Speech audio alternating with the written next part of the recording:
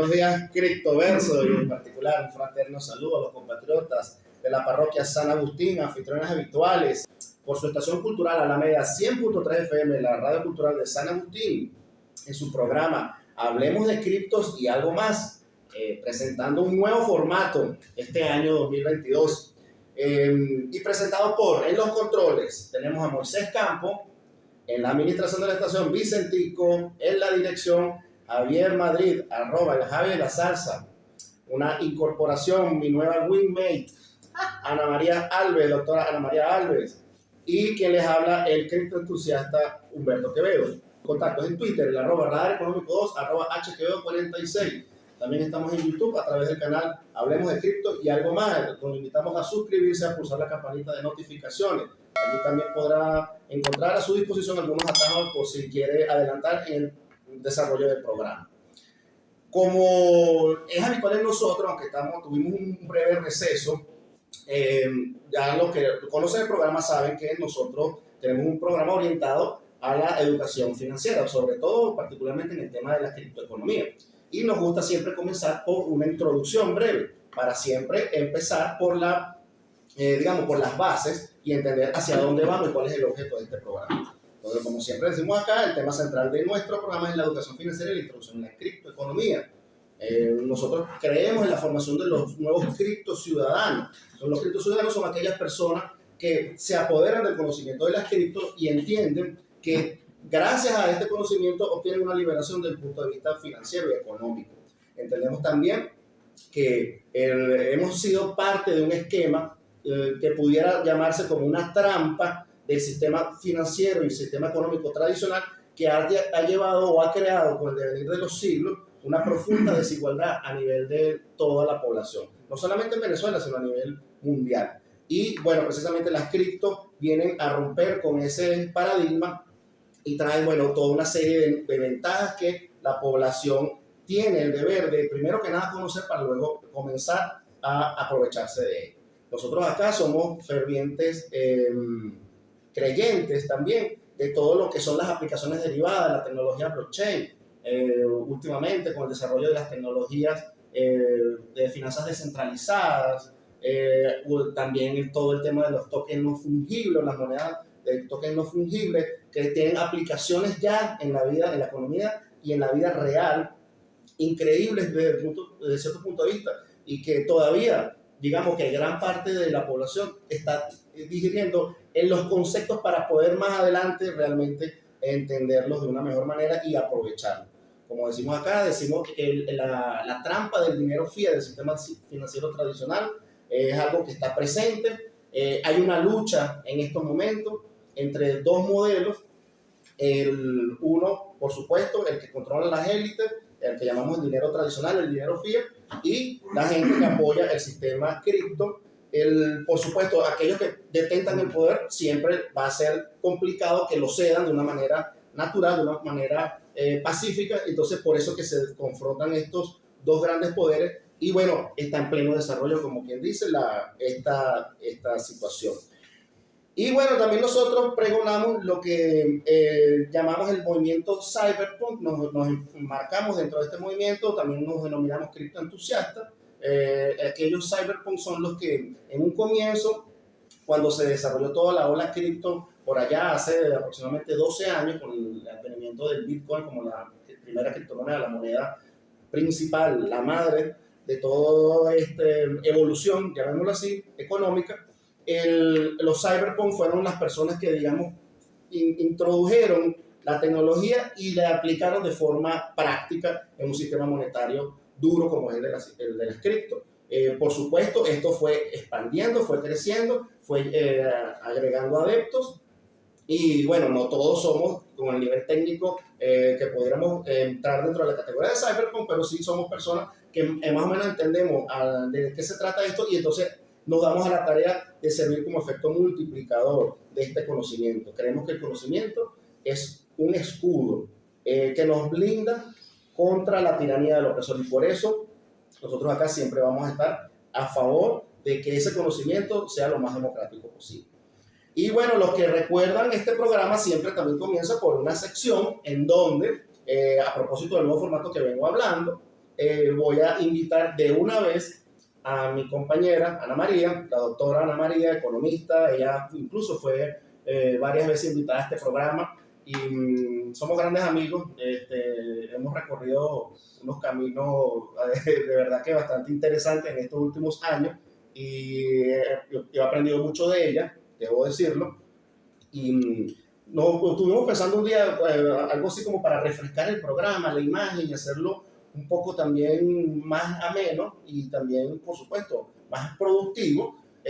Vamos a unir esfuerzos porque, bueno, la doctora Ana es profesora de economía, tiene mucho más conocimiento que nosotros de esta materia, de los temas económicos, y bueno, con los conocimientos que uno ha adquirido en la parte cripto, juntamos todo eso y hacemos un trabajo acá en conjunto.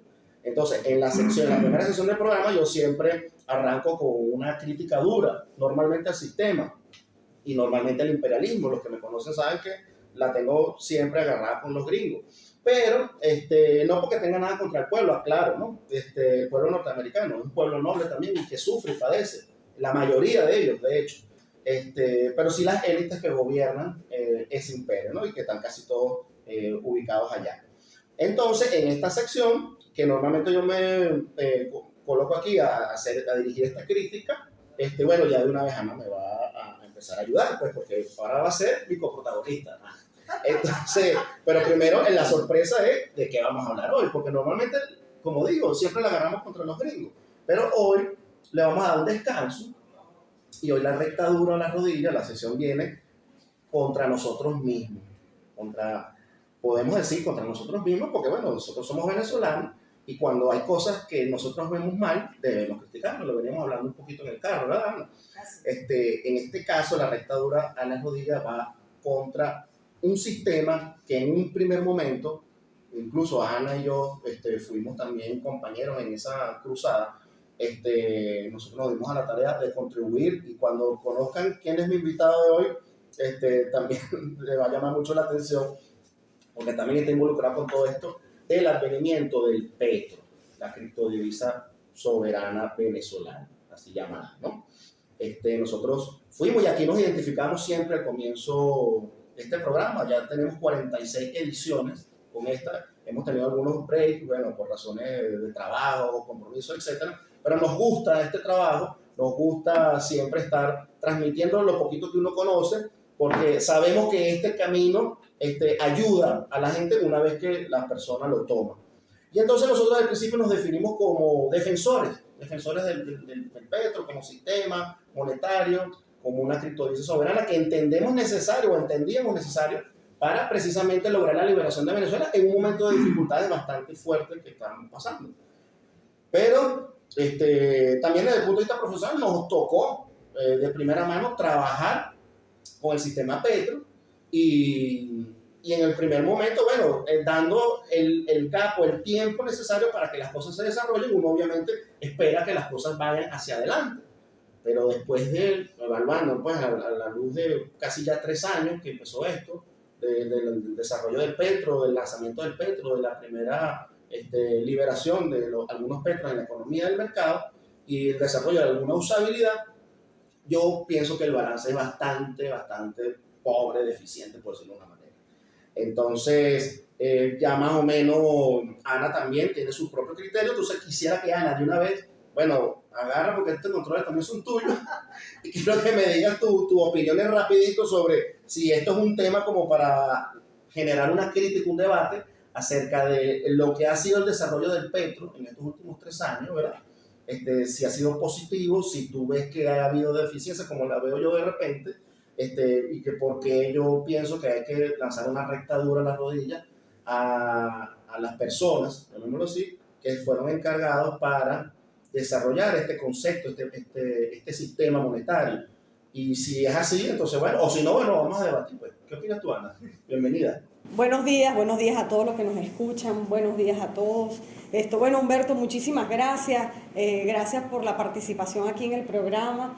Gracias a la Radio Cultural Alameda. Este es un espacio efectivamente que ha brindado la oportunidad para que estos micrófonos sirvan para hacer denuncias y atender a la gente. Bueno, aquí en el programa, ya tú lo has dicho, ¿verdad? El tema del día de hoy es el petro. nosotros somos dolientes del petro. Sí. Nosotros somos dolientes del petro, Humberto y yo, y como nosotros mucha gente, donde las esperanzas estaban sembradas en una criptomoneda soberana que además tiene cualidades particulares frente a un montón de criptomonedas, empezando porque además está soportada en petróleo y nos iba a permitir a nosotros convertir la criptomoneda o ser el país en América Latina con mayor desarrollo desde el punto de vista de las criptomonedas. Y bueno, lamentablemente las personas que efectivamente llevan el tema de las criptomonedas, el tema del petro, han utilizado al petro de manera restringida, de poco acceso. Eso es lo que la gente, inclusive en la calle, yo siempre he dicho, tú sabes cómo soy yo, yo siempre he dicho que la economía es natural, la economía la gente la lleva en la sangre. El hecho de que no conozca los términos, no conozca esto, la teoría, no significa que la gente no entienda el hecho y el hecho económico. Es que la economía es una ciencia. Mi primera profesión no es la economía, la gente lo sabe, yo soy ingeniero. Pero unos estudios en economía posteriores me hicieron, digamos, profundizar en la materia. Pero tú te das cuenta que la economía es una ciencia que es lógica. Es pura lógica. Algo así como el derecho también. Cuando estudias derecho, te das cuenta que todo es lógico. Y por eso es que el derecho se convierte en una carrera que puede estar en cualquier país del mundo. Porque la gente piensa que el que estudia derecho en un país no puede ejercerlo en otro. No, ahí hay unas líneas lógicas que te llevan a entenderlo. Y Ana, me permite que voy a hacer una pequeña travesura, pero a propósito de derecho y de nuestro invitado que tenemos acá, nuestro primer invitado, que era un invitado sorpresa, abogado, un amigo, casualmente que estamos hablando del petro, creo que le salpica un poquito, ¿no? Vamos a dar la sorpresa de una vez para los que no están viendo el video, sino solo los escuchan. Tenemos aquí nada más y nada menos que al primer superintendente del sistema cripto de Venezuela, y cuidado si no del mundo, ¿no, Carlos? Porque el primer sistema que yo recuerde, el primer ente regulador del mundo de una cuestión cripto se hizo aquí en Venezuela. Claro, y fue este señor que está acá. Claro, es las bases, Carlos. Los gringos todavía están peleando de qué van a hacer, si van a poner un ente regulador de cripto, si va a ser la SEC. Y aquí no, aquí nosotros desarrollamos un ente regulador que ahorita se llama Sunacrip, pero originalmente no se llama Sunacrip, sino Suncabel. Y tenemos al primer superintendente. Carlos, bienvenido. La Génesis. El Génesis. Entonces, a ti te salpica un poco la cuestión. Me disculpas si te agarro desprevenido, pero y que estamos en esta sección, comienza tú también a defenderte. ¿Qué pasó con el petro? ¿Qué pasó? Mira, buenos días. Primero que todo, bueno, honrado de la invitación a toda la gente de la MEA 103 FM. Y bueno, a Ana Alves, Humberto Quevedo y toda la gente de San Agustín que nos escucha. Vale, yo estoy muy contento con la invitación, sí. Pero también esta programación tan temprano, chicos, ¿no? Es que el programa la sección se llama La recta dura las rodillas. Tú sabes que el chavo no le... Bueno, vale, pero mira, sí, vale, yo creo que una de las cosas que dejó como enseñanza el presidente Chávez fue la autocrítica, ¿no? Y recibir la autocrítica es algo que tiene que ser un ejercicio cotidiano. Para poder mejorar, porque muchas veces cuando nos imbuimos o estamos sumergidos en la burocracia, estamos rodeados de gente que nos aplaude, que nos dice que todo está saliendo bien, que todo está funcionando bien, y bueno, finalmente tú muy pocas veces ves los errores. Entonces hay que poner el oído en la tierra, hay que lanzar un cable a tierra, y yo creo que bueno, los comunicadores populares, creo que el pueblo, como decía Ana, es muy sabio, el pueblo es sabio y paciente, como decía Lee Primera. Así es. Y entonces, bueno, la gente empieza a entender que bueno, ya ha pasado suficiente tiempo como para poder ver florecer y explotar con vigor y fuerza todo el potencial con el que fue concebido el petro. De hecho, la gente te lo dice en la calle, ¿y para qué quiero yo el petro? ¿Para qué lo voy a usar? La gente entiende con claridad que no hay manera de funcionar con el petro. Entonces, bueno, en muchas oportunidades hicimos grandes esfuerzos. Me correspondió presentar el proyecto del petro, que fue un proyecto que mientras estuve en la constituyente me construí junto a compañeros que, por cierto, los acompañé en este programa también se llama Anthony Paredes, que también es un cripto entusiasta. Y Y bueno, presentamos ese proyecto en algún momento a la Comisión de Economía de la Constituyente, luego lo presentamos a la Vicepresidencia de la República, hasta que el mismo presidente, que siempre ha estado convencido que el presidente Nicolás Maduro es el mayor entendido en los temas cripto. Es mucho más entendido en los temas cripto Sí, de lo que la gente piensa. que mucha gente Sí. que incluso ha estado llamada a dirigir las riendas luego de este tema. Entonces, bueno, mira, se presentó el proyecto fue aprobado, se tomó aquella gran idea que el presidente Chávez había lanzado sobre la creación de una moneda única.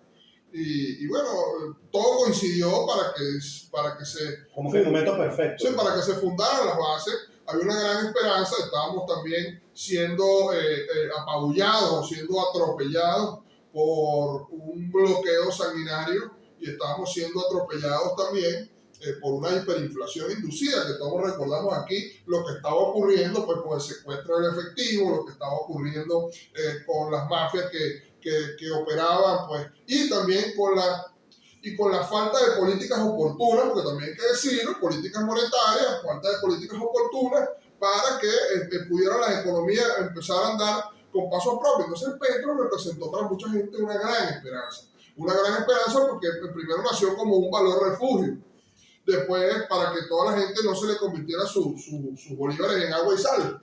Exacto, explica lo que es el valor refugio. Y dado que el poco acceso a divisas que viene. Claro, porque tú, chico, mira, tú cobrabas tu quincena y cobrabas, no sé, 100 bolívares y bueno, de quincena o 50 bolívares y bueno, y al final del mes esos 50 bolívares se te convertían en 20. ¿Por qué? Porque todos los días teníamos un proceso inflacionario, hiperinflacionario, que se iba comiendo la capacidad adquisitiva y que iba diluyendo ese valor que uno... Entonces, bueno, una de las formas que se consiguió y sobre las cuales se planteó la creación de una criptomoneda estatal. Por cierto, la primera criptomoneda estatal respaldada por reservas petroleras en el mundo y que luego fue copiada por varios países. Ahora se habla de la CBDC. Sí, ahora se llama del dinero digital de los emitidos por bancos centrales, que también entonces pasa a formar parte de una nueva categoría de las criptomonedas. Entonces, bueno, para nosotros es mucho orgullo haber sido los pioneros en eso, ¿no? Y haber sido los primeros constructores de todo este andamiaje, que bueno, que en principio estaba concebido para que se generara todo un ecosistema y para que la gente sintiera la confianza de acercarse a las criptos sin el menor temor.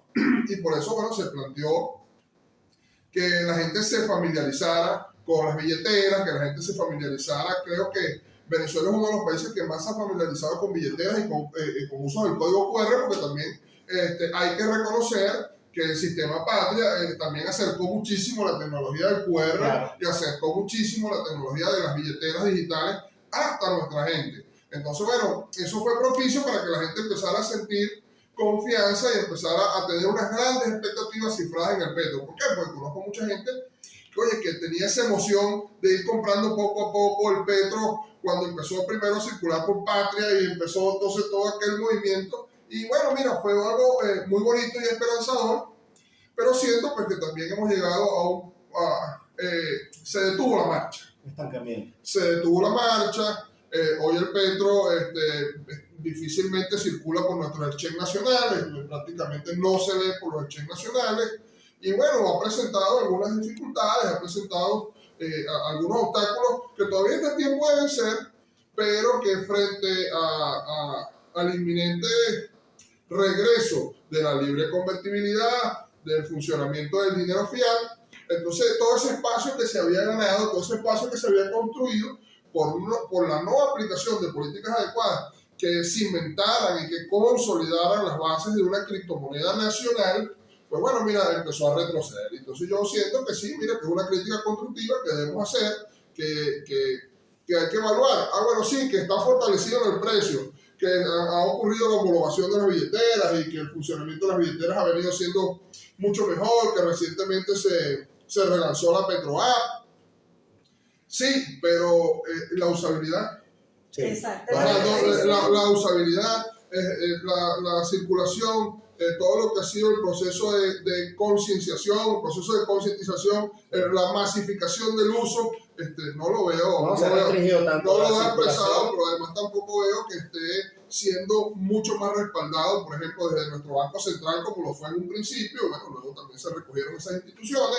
y siento que se quedó rezagado. Siento que hace falta un mayor estremecimiento a las bases del petro para que renazca y florezca nuevamente. Bueno, ojalá eso fuese posible. Lo que pasa es que desde el punto de vista de, como todo sistema monetario, la confianza es la base. Bueno, desde nuestro punto de vista siempre decimos esto, ¿no? Que de hecho la razón fundamental por la que, por ejemplo, el Bolívar colapsa o en la República de Weimar el proceso inflacionario pre-Segunda Guerra Mundial se presentó, o en países como Zimbabue se han presentado estos procesos hiperinflacionarios como los que se vivieron acá, es básicamente un asunto como el nuestro. Claro, pero básicamente se ha debido a un asunto de pérdida de confianza. Y yo pongo el ejemplo del marido o la mujer engañada, ¿no? Que después que tú pierdes la confianza porque la pareja te traiciona, por ejemplo, es muy difícil restablecer esa confianza, ¿verdad? Entonces, bueno... Solo con dinero. Sí, bueno, exacto. Habrá algunos que se la calan. Pero el punto es que la confianza es la base de un sistema monetario. Y cuando tú la pierdes es difícil reconstruirla. De hecho, confianza, porque los gringos no vayan a creer que ahorita le dimos un descansito, pero después vamos contra ellos. El tema de la confianza se está viendo mermada en el asunto del tema del dólar, que es la moneda de reserva mundial. Por supuesto, salvando las distancias. Pero fíjate que en Estados Unidos ya se habla también de posible hiperinflación a la puerta de la esquina. Entonces, a la vuelta de la esquina, perdón. Entonces, ¿qué es lo que pasa?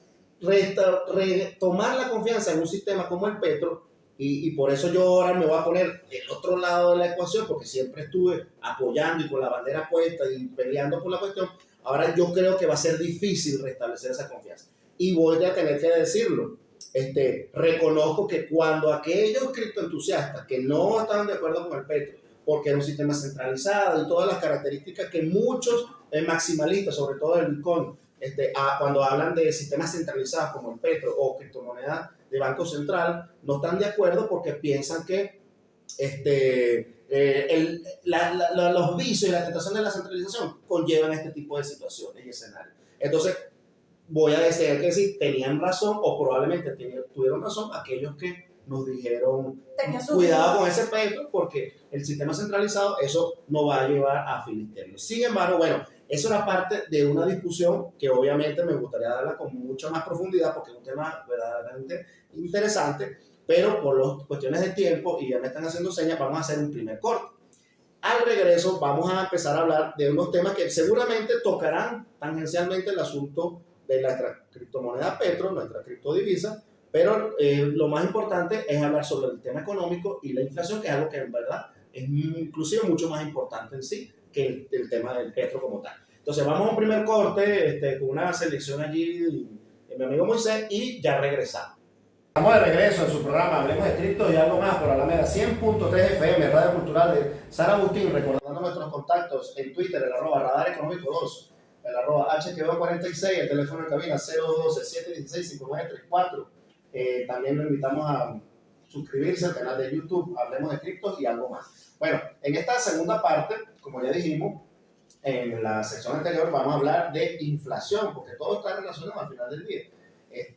Un tema muy importante en el caso de Venezuela, ya que venimos de pasar por un proceso largo y doloroso que aquí nos lo explicaba la doctora Ana sobre el tema de la inflación en Venezuela. Y de una vez vamos a entrar en materia porque el tiempo apremia. El proceso de hiperinflación que vivió Venezuela, Ana, ¿tú cómo lo ves? O sea, ¿sí realmente se puede decir que salimos del proceso hiperinflacionario? ¿Qué es un proceso hiperinflacionario? O sea, ¿y en qué estamos ahora? Bueno, muchísimas gracias siempre por la presencia de nuestra gente de la Radio Cultural Alameda.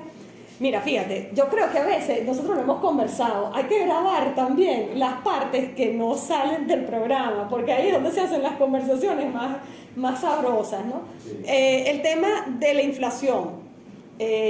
Yo creo que nosotros pasaremos muchísimos años en Venezuela y fuera de Venezuela, donde la gente que se dedica al tema de la investigación va a estudiar el caso hiperinflacionario de Venezuela.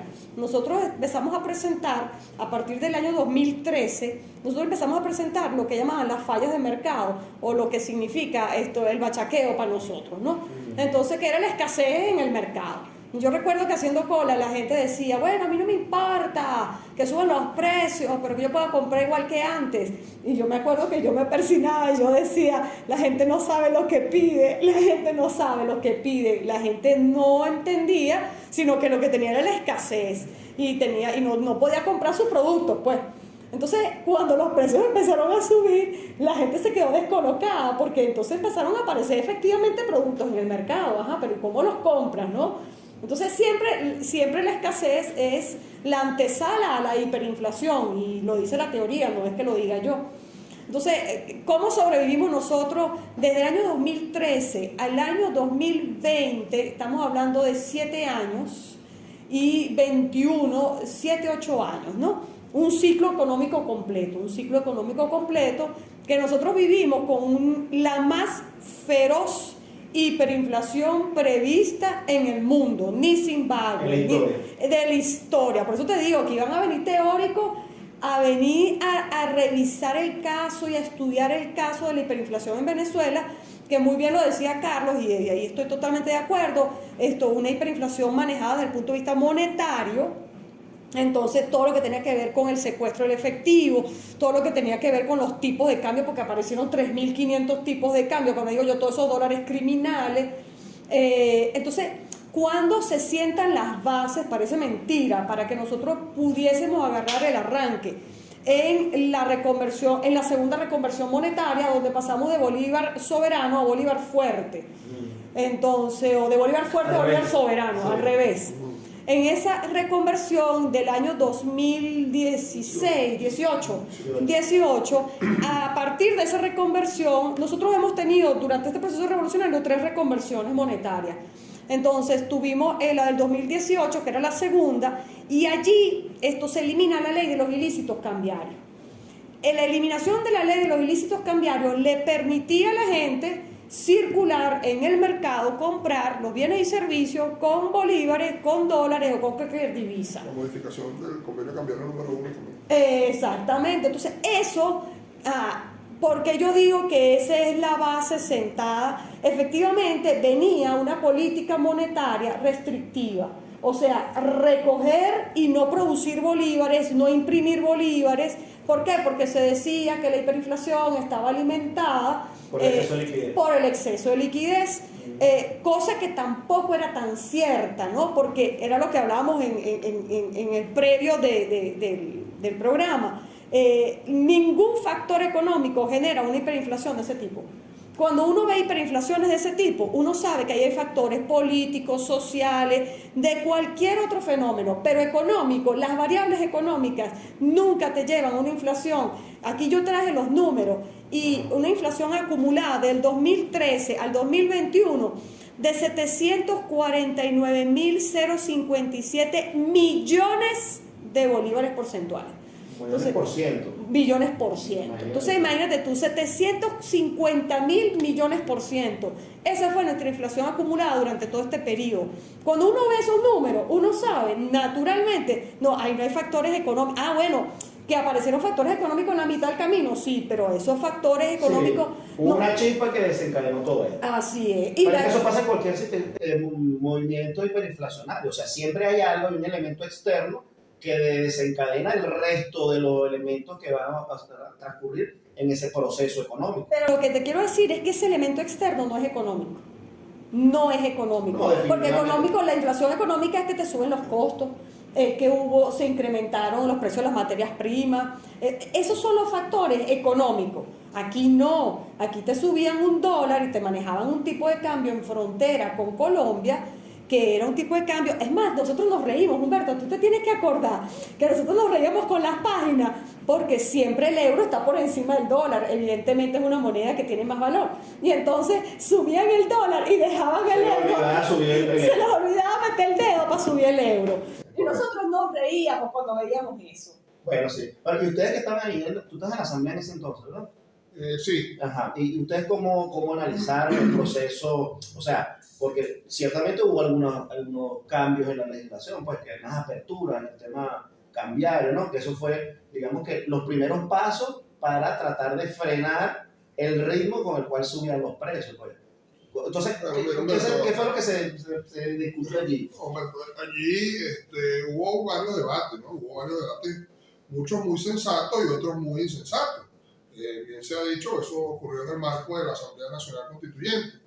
Sobre todo porque en Venezuela, bueno, yo quisiera tomar el atrevimiento de opinar entre estos dos grandes del tema económico, pero yo, bueno, siendo hijo de un economista, me veo la obligación de Tú te defiendes, tú Sí. te defiendes. Claro.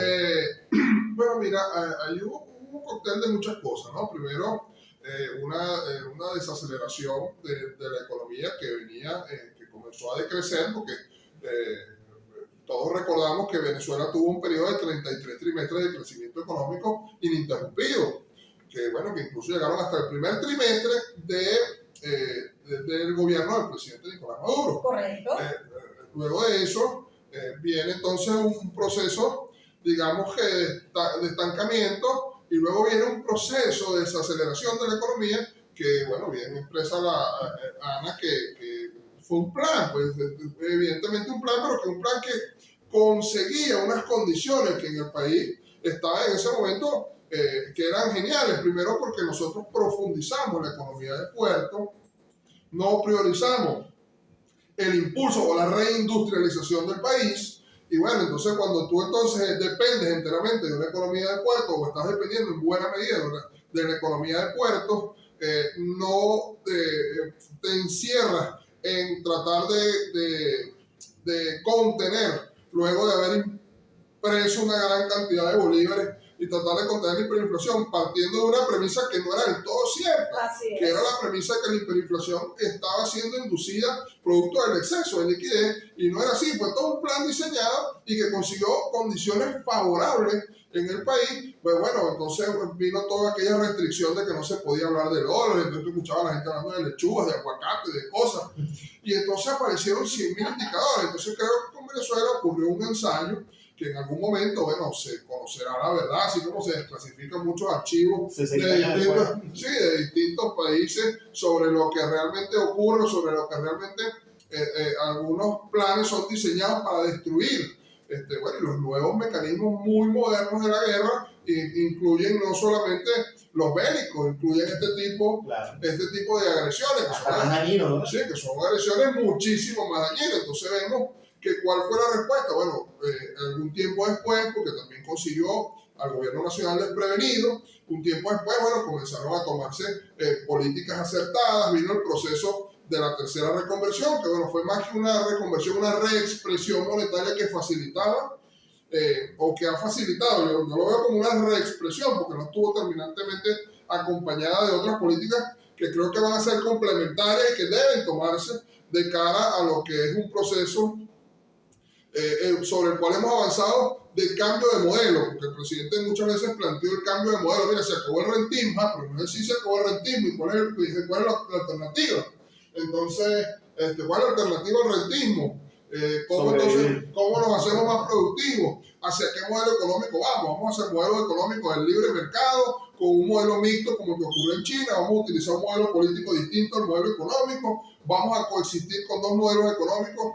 Entonces, bueno, todo eso se debatió en su momento en la Asamblea. Y bueno, afortunadamente Venezuela lo anunció el presidente, y lo han anunciado, incluso lo han advertido economistas reconocidos, voceros del tema económico del país, abandona oficialmente desde el mes de diciembre la hiperinflación. Entonces, bueno, ¿y la abandona por qué? Bueno, porque la inflación acumulada en los últimos meses comienza a ser solamente de un dígito.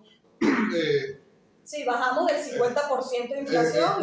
Usual. Y ya cuando se baja, eso es un indicador inequívoco de cuando se baja del 50%, y la profesora nos da esas luces aquí, cuando se baja el 50% de la inflación, pues bueno, ya se puede anunciar que salimos de la hiperinflación. que se ha salido de la hiperinflación, pero sigue existiendo una inflación que hay que seguir controlando, que hay que seguir conteniendo, y eso solo se va a lograr con políticas económicas, con políticas monetarias y con políticas financieras. Es correcto. Sí. Ahora, nosotros, Venezuela no es el único caso. Tú mencionabas allí también, Ana, casos especiales como, por ejemplo, la República de Weimar y la Alemania antes de la Segunda Guerra. Y dijimos también por allí, en algún punto, estábamos hablando de ya los procesos inflacionarios que se están viviendo en Estados Unidos, ¿okay? En donde ya se empieza a hablar de hiperinflación, cosa que me impresionó mucho los últimos meses del año pasado, ver que voceros bien calificados del área económica en Estados Unidos ya hablan abiertamente de posibles escenarios hiperinflacionarios en Estados Unidos. Entonces, ¿quién le hace la guerra a Estados Unidos? Para que entonces ahora ellos entren en un proceso hiperinflacionario como el que nosotros vivimos. Eso por un lado, y por el otro, no es que uno se regocije con el mal ajeno, pero lo que pasa es que es inevitable. Nosotros que pasamos por ese proceso y sobrevivimos, aquí estamos todos, ¿verdad? Hasta con kilitos de más y todo, ¿verdad? Más de uno, quiere decir que sí se puede sobrevivir, ¿no? Entonces, y yo diría, y ahí meto la cuñita cripto, una de las cosas que ayudó a levantar a este país de esa situación tan terrible donde nos tenían contra el piso, contra las cuerdas, ¿verdad? Fue ese proceso de adopción que nos llevó a ser, o nos lleva a ser, hoy en día, pioneros en penetración a nivel mundial de la economía cripto en su población. Somos el segundo, el tercer país del mundo con más, digamos, transacciones a nivel de Bitcoin y de muchas criptomonedas. En local Bitcoin, por ejemplo, que son de los exchanges más conocidos, Binance, etcétera, somos de los países con más uso de las criptomonedas y cada día crece más. De hecho, todo el surgimiento del petro y toda esa cuestión viene montado sobre una ola cripto que ya había en esta población, porque la población, el pueblo es muy sabio, como tú dijiste hace rato. El pueblo, al ver su necesidad, dice: yo tengo que salir de este problema. O sea, el gobierno no me está resolviendo, resuelvo yo, ¿verdad? O sea, ¿cómo yo hago que mi familia sobreviva ante esta dificultad? Entonces ahora viene el tema de Estados Unidos, porque estamos hablando de tema inflacionario.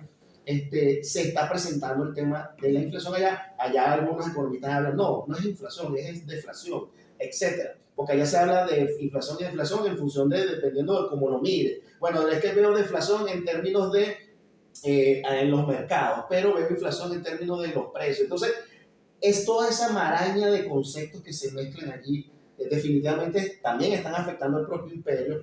Entonces, a mí eso es lo que me lleva a pensar es que el problema es el sistema que está colapsado, o colapsando, o ya colapsó, no sé. Entonces, ¿cuál es la opinión de ustedes? A ver, vamos a ir a una pausa, pero vamos rápidamente con esto. Fíjate, que era lo que yo te decía, las hiperinflaciones como las que se presentaron en Venezuela, en el caso de Alemania, después de la Primera Guerra Mundial, quien determinó el suceso de Alemania fue efectivamente ser la perdedora de la Primera Guerra. Y ahí hubo sanciones desde el punto de vista político. Entonces, eso hizo que Alemania entrara en hiperinflación. Caso de Zimbabue, porque también hay una guerra allí con Zimbabue, subterfugia y además declarada. En el caso de Venezuela, porque son factores no económicos. El problema en los Estados Unidos es que ellos podrán darle los nombres que quieran para tratar de cambiar la cosa, ¿ok? Pero ellos están entrando en inflación, un país que se mantuvo sobre el 4% durante más de 20 años. Entonces, ellos están entrando en inflaciones del 7-8% mensuales, que ya te va a dar el acumulado por año muy alto, y los factores de ellos sí son económicos. Y entonces ahí la cosa es mucho más ruda, porque ¿qué pasa? Si usted no tiene agua y a usted le llevan agua en un camión cisterna, usted resolvió el problema del agua. Bueno, hay quienes dicen que no, hay quienes dicen que sí, porque el problema no es que no tengas agua, el problema es que el agua no te llega por las tuberías. Entonces, al cambiar el problema, tú ves que cambian las soluciones. O sea, el problema no es que no tengo agua, el problema es que mi agua no me llega por la tubería.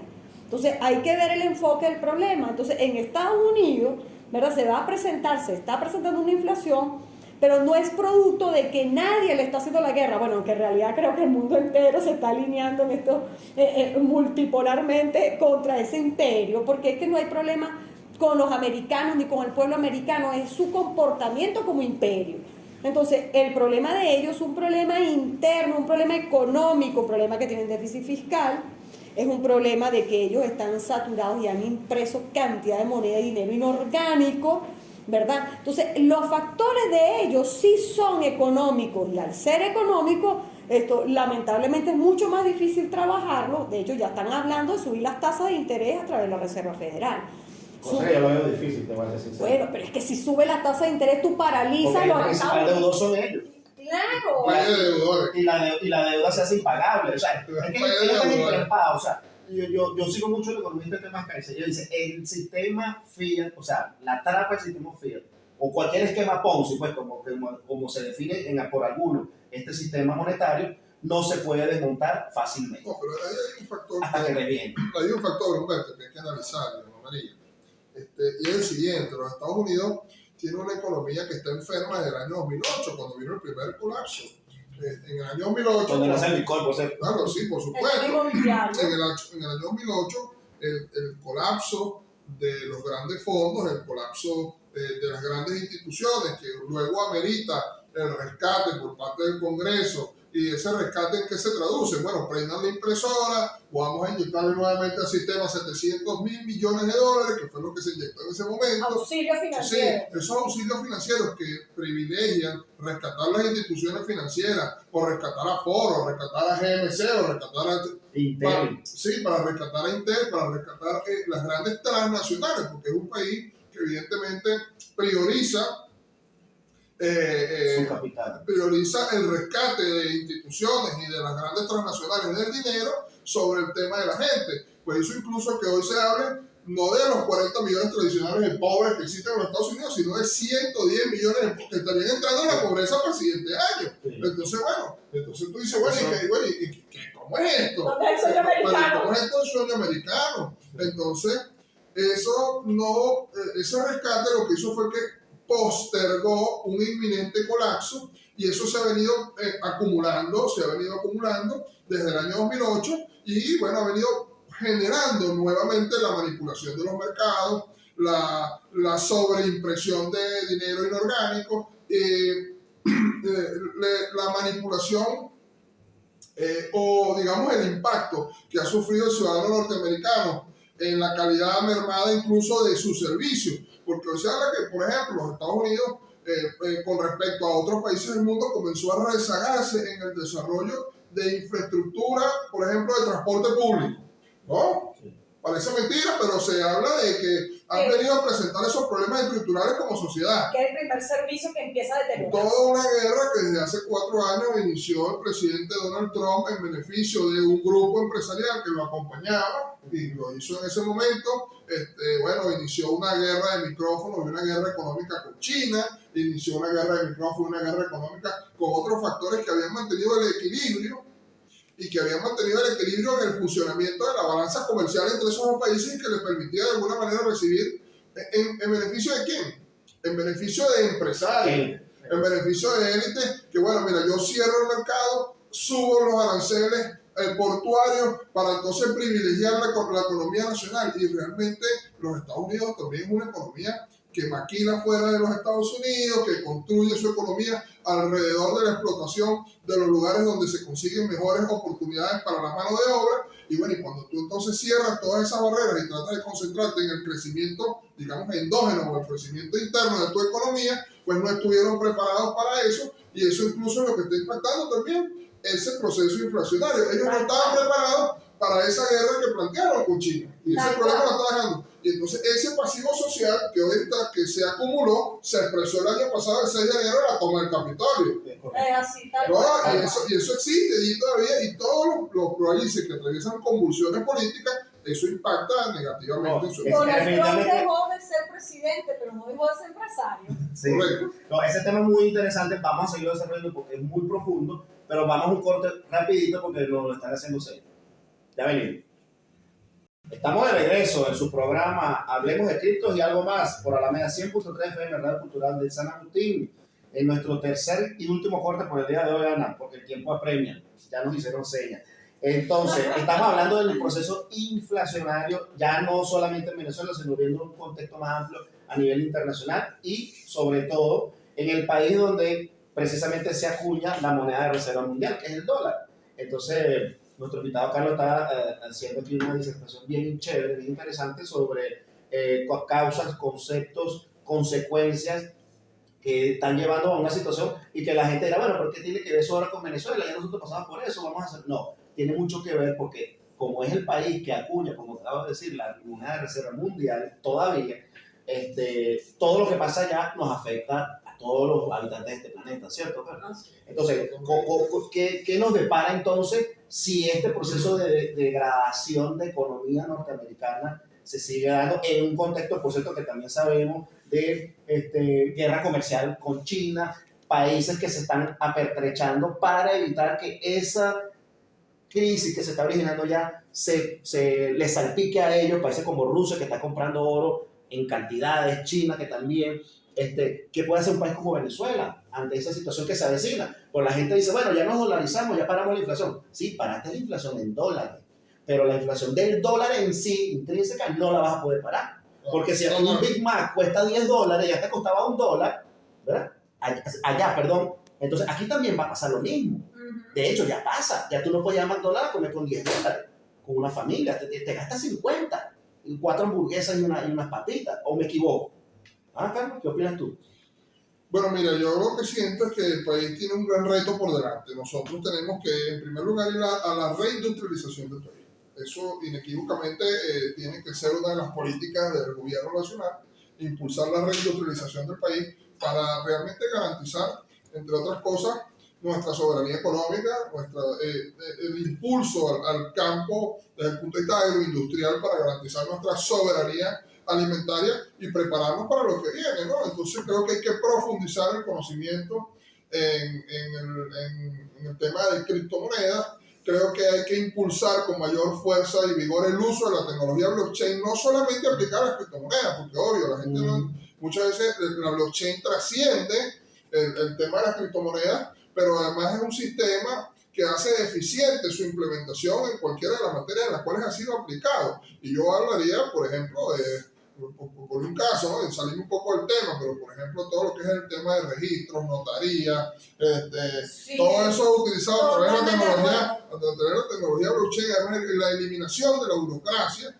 que trae consigo la implementación de la tecnología blockchain, hace que entonces el Estado se vuelva más eficiente, claro, y menos burocracia, más productividad, que es lo que se está buscando. Es correcto. Entonces, bueno, frente a una crisis mundial, una crisis donde entonces vemos países tomando no solo la previsión de generar creo que fue una de las cosas sabias que hizo el gobierno nacional, que es entonces decidir no colocar su oro en Alemania, no colocar su oro central, repatriar el oro al Banco Central, incluso fortalecer sus reservas de oro en el Banco Central. Creo que es una medida acertada, aunque haya sido vilipendiada y haya sido atacada. Gracias a Dios que se hizo, porque nos agarraron fue nada más el repel ese que quedó en Por supuesto. Entonces, bueno, vemos entonces que sí se han tomado decisiones acertadas, pero también vemos también que hay otros países que han tomado decisiones valientes, han abandonado incluso el patrón dólar.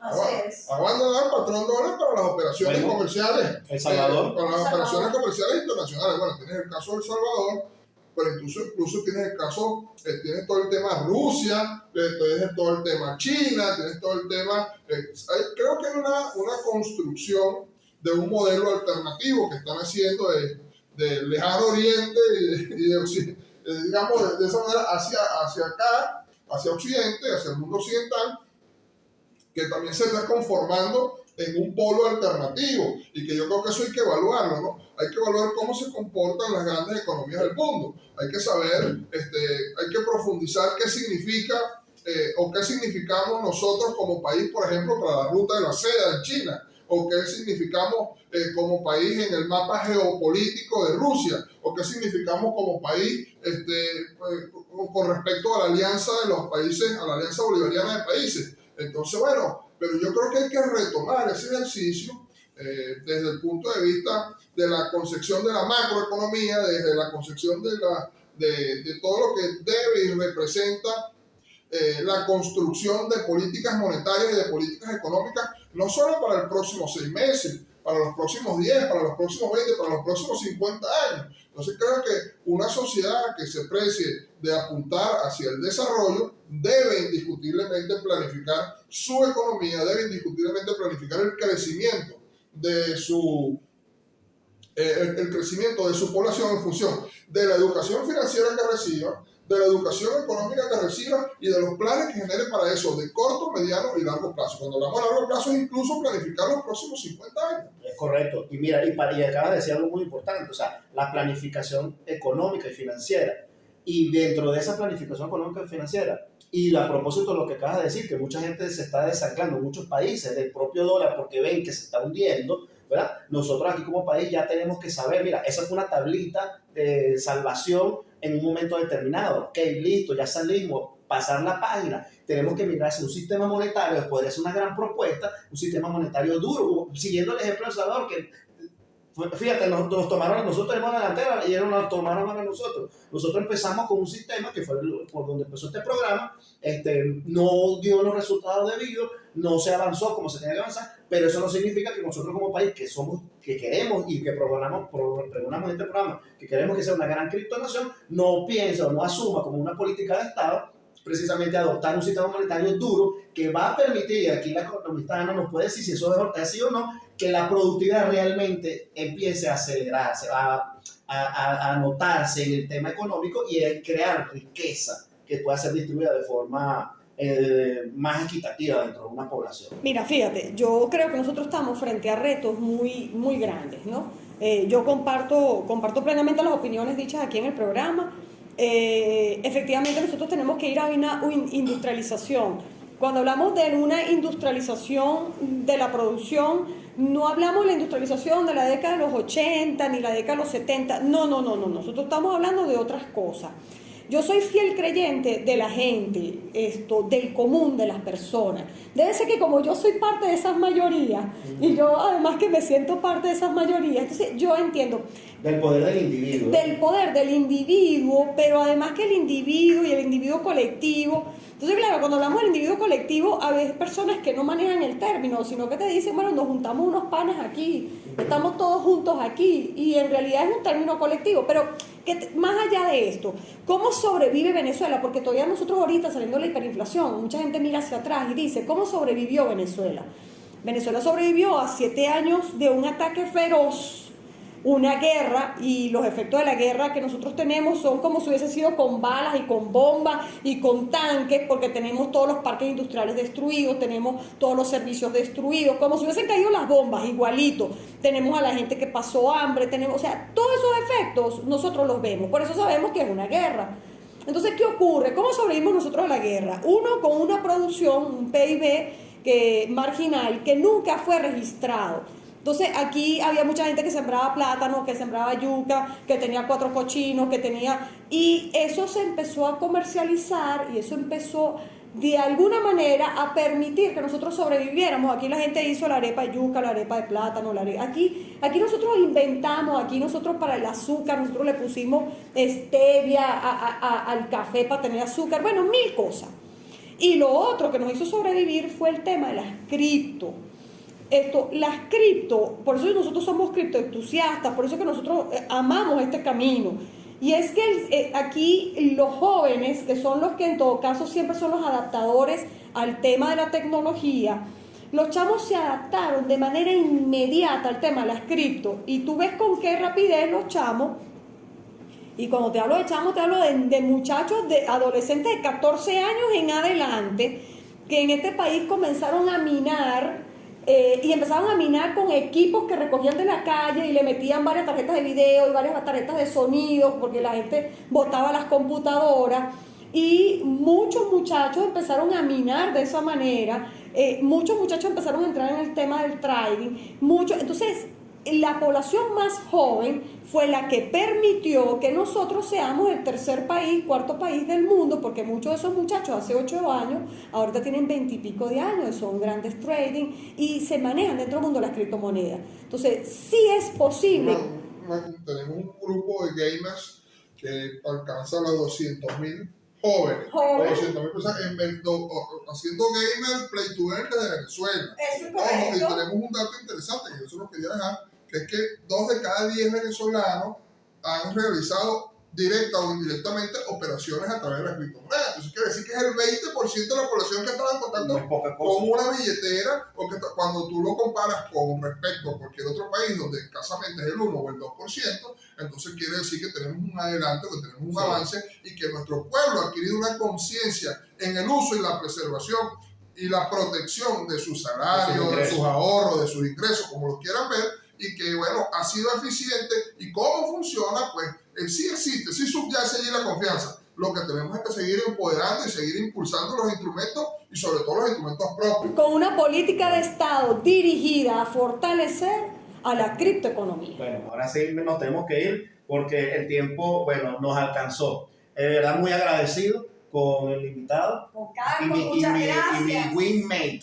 En España decimos que significa winmate. Bueno, gracias a ustedes dos, porque no me esperaba esta plomamentación aquí, pero estuvo buena y sabrosa. Bueno, Carlos, que quita que más adelante nos encontremos nuevamente. Estás invitado, las puertas están abiertas. Ana, para despedirnos. Bueno, nosotros Despide todo el programa. Yo me introduzco. no, vale, bueno, sin darle las gracias siempre infinitas a Radio Cultural Alameda, 100.3 FM, la Radio Cultural de Caracas. Siempre ha sido un espacio donde nosotros, aquí este programa, hablando de criptos y algo más, tiene su casa y sus micrófonos abiertos para la gente. Bueno, termina tú, Humberto. No, saludos, vámonos. Nos vamos. No sé, gracias. Gracias, Carlos. Hasta la próxima semana. Chao.